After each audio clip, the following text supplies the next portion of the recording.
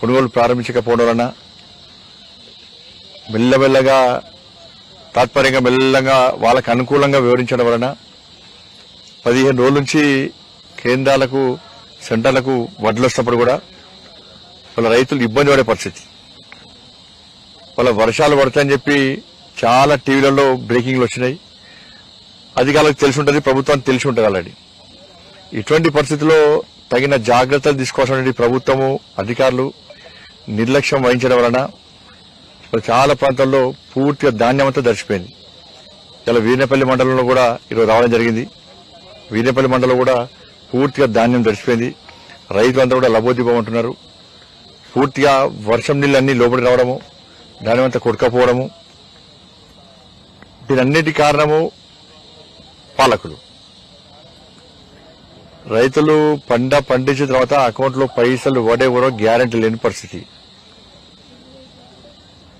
ప్రభుత్వాలు పార్టీలన్నీ కూడా అధికారులు రాకముందు ఒక వాగ్దానాలు చేస్తారు, అధికారులు వచ్చినాక కుంటి సాగులతోనే తప్పించుకునే ప్రయత్నం చేస్తారు.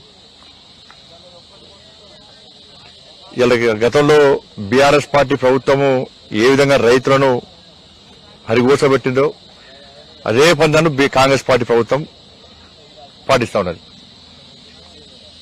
ఇలా అధికారం రాకముందు కాంగ్రెస్ పార్టీ ఎన్నికల మేనిఫెస్టోలో పెట్టింది, మేము తరుగు తాలు తేమ లేకుండా ప్రతి గింజను కొంటామని చెప్పినటువంటి కాంగ్రెస్ పార్టీ ప్రభుత్వం వాళ్ళ కొనుగోలు ప్రారంభమైనాయి. అయినప్పటికీ కూడా ఇవాళ 2 కిలోలు ఎంత గడిస్తారు, 2.5 మళ్ళీ ఆడబోతాయి 2.5 ఆడబోతే మళ్ళీ 2 4 4.5 5 కొన్ని ప్రాంతాల్లో 8 కిలోలు. ఇలా 8 కిలోలు కటింగ్ పెట్టాక మీరు ఇచ్చిన హామీ ఏమైంది?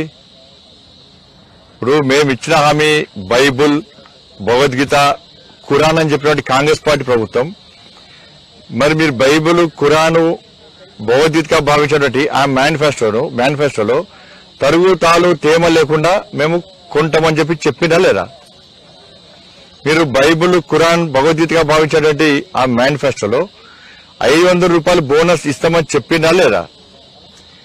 మీరు బైబిల్, ఖురాన్, భగవద్గీత అని భావించే మేనిఫెస్టోలో 2 లక్షల రుణమాఫీ చేస్తానారా లేదా? మీరు బైబిల్, ఖురాన్, భగవద్గీత భావించేటువంటి మేనిఫెస్టోలో 15,000 రూపాయలు రైతులకు కౌలుకి ఇస్తానారా లేదా? 12,000 రూపాయలు రైతు కూలీలకు ఇస్తానారా లేదా? పంటల బీమా పథకాన్ని అమలు చేస్తామన్నారా లేదా? మరి దీనికి కారణమేంది? ఇప్పుడు ఈ కటింగ్లు పెట్టుకుంటూ పోతే వాళ్ళు ఎంత ఇబ్బంది పడుతున్నారంటే ఇవాళ నష్టపోయారు. ఇవాళ గత బీఆర్ఎస్ పార్టీ ప్రభుత్వం ఇప్పుడు చెప్తున్నారు, కేసీఆర్ కొడుకు చరిత్ర చెప్తున్నారు. పోయినసారి గిట్ల రాళ్ల వర్షం పడ్డది, రాళ్ల వర్షం పడితే కేసీఆర్ కొడుకు వచ్చిండు.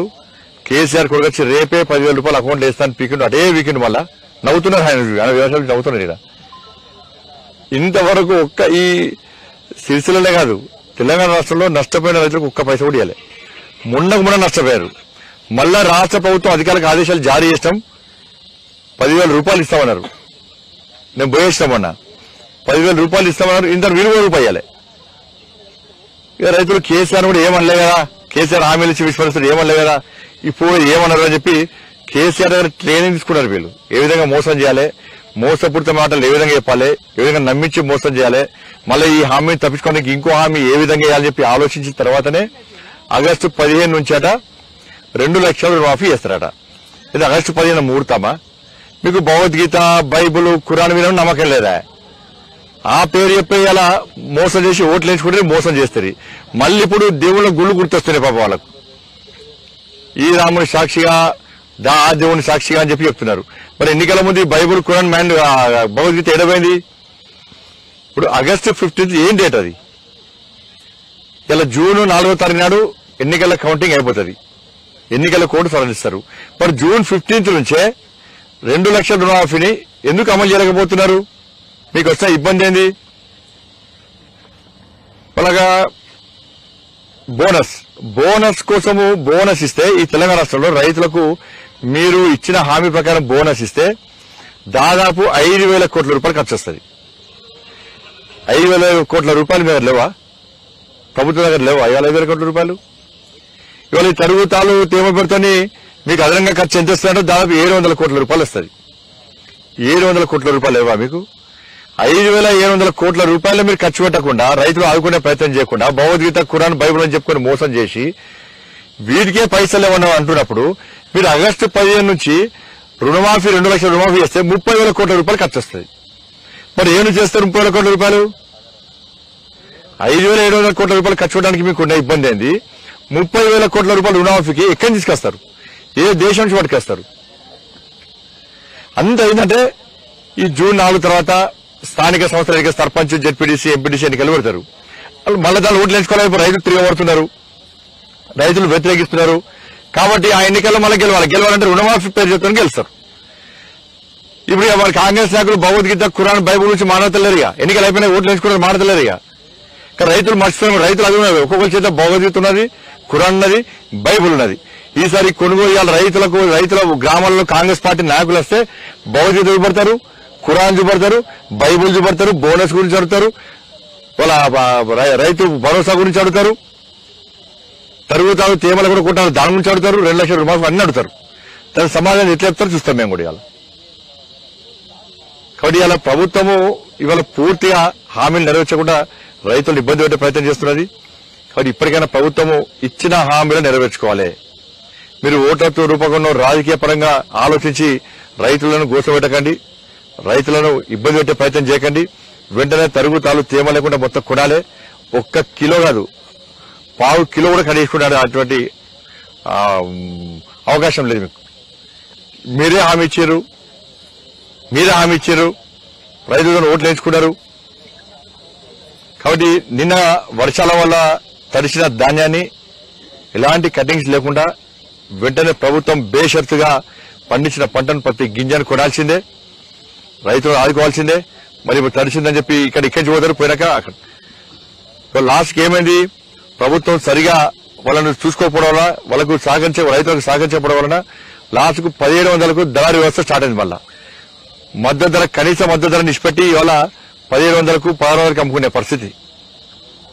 ఈ ప్రభుత్వం వచ్చింది పట్టించుకుంటలేదు, ఇచ్చిన హామీలు నెరవేర్చలేదు, అకౌంట్లో పడిచే పైసలు గ్యారంటీ లేదు. కాబట్టి పైసలు పడతాయో పడేయో అని చెప్పించి ఇవాళ 15,600కి అమ్ముకునే పరిస్థితి. దీన్ని ఎవరు కుమ్మకారు? ప్రభుత్వం కుమ్మకైంది వాళ్ళతోని. ప్రభుత్వమే దళారీ వ్యవస్థను ప్రోత్సహిస్తున్నది. అందుకే 1,600, 1,500 ఇలా అమ్ముకునే పరిస్థితి. ఇవాళ నరేంద్ర మోడీ గారి ప్రభుత్వము ఇవాళ 2014లో ఇలా 1,310 రూపాయలు ఉండే. ఇవాళ మద్దతు ధర ఎంత? 2,200. రైతు ఆదాయాన్ని రెట్టింపు చేస్తున్నటువంటి నరేంద్ర మోడీ ప్రభుత్వం ఇవాళ అదే చేస్తున్నది.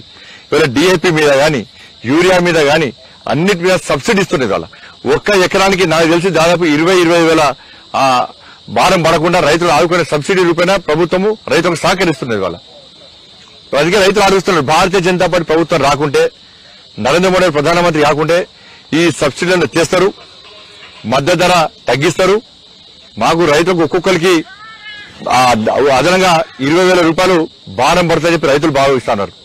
కాబట్టి కాంగ్రెస్ పార్టీ ప్రభుత్వం ఇవాళ ఒక్కొక్క రైతుకు అకౌంట్ లో బోనస్ పేరు మీద 14,000 రూపాయలు, 28 క్వింటాలు వస్తుందా? 28 క్వింటాలు, 28 క్వింటాలు అంటే 500 రూపాయలు బోనస్ ఇస్తున్నారు. 14,000 రూపాయలు. ఎంతమంది అకౌంట్ లో 14,000 రూపాయలు ఇస్తున్నారు మీరు? దాని గురించి మాట్లాడతలేరు. ఇవాళ ఆ విషయం ఇస్తలేరు. ఇవాళ భగవద్గీత, ఖురాన్ అన్ని మర్చిపోయారు, బైబుల్ అన్ని మర్చిపోయారు. ఇప్పుడు మళ్ళా కొత్తగా దేవుళ్ళని స్టార్ట్ చేసి, ఈ దేవుని ఓటు ఆ దేవుని స్టార్ట్ చేశారు. ఇవాళ కాబట్టి తడిసిన ధాన్యాన్ని వెంటనే యుద్ధ పరిమితి కొనాలని చెప్పి భారతీయ జనతా పార్టీ డిమాండ్ చేస్తున్నది. రైతుల పక్షాన మీరు ఇట్లా అది చేయకుంటే ఈ ఎన్నికల్లో రైతులు పక్కా గుణపాఠం చెప్తారు.